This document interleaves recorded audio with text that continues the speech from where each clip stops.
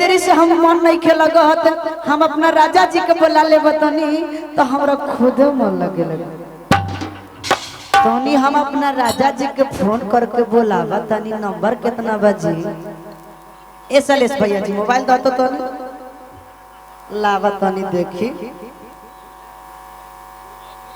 हाँ जी नंबर तो आ गई कितना बा 62 0 45 23 896।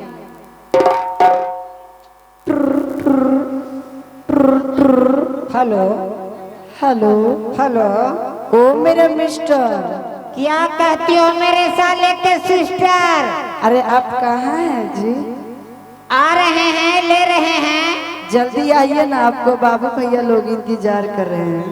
ठीक है बर्दाश्त कीजिए। अच्छा ठीक है मैं फोन रख दी हूँ तब तक लाइए।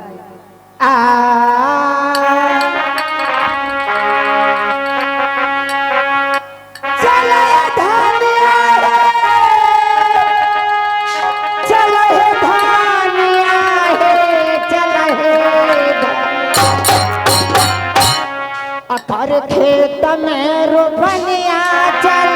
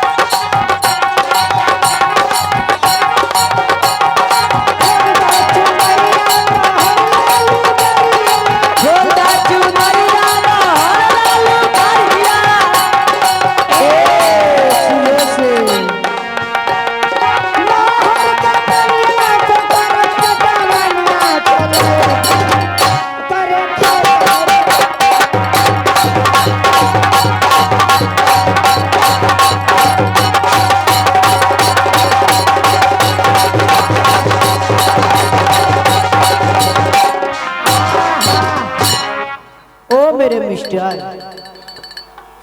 ओ मेरे मिस्टर क्या कहती हो मेरे साले के सिस्टर?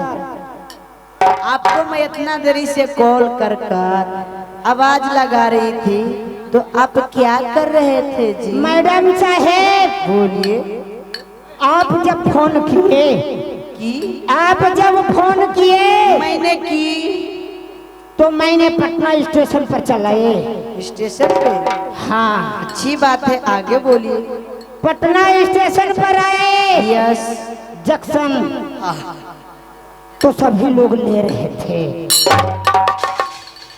तो मैं भी लेने लगे। गाली बकिएगा? मैडम साहब मुझे गाली देने का उम्र है। मैं बात को अभी नहीं समझी। मुझे बात नहीं समझी? नहीं मैंने खरे खरे ले रहे थे। देखिए रेणु पंडित जी आपको मैं बात से समझा रही हूँ। अच्छा नहीं तो कहावत में सुने होंगे ना कि लात के देवता बात से नहीं मानने वाले हैं।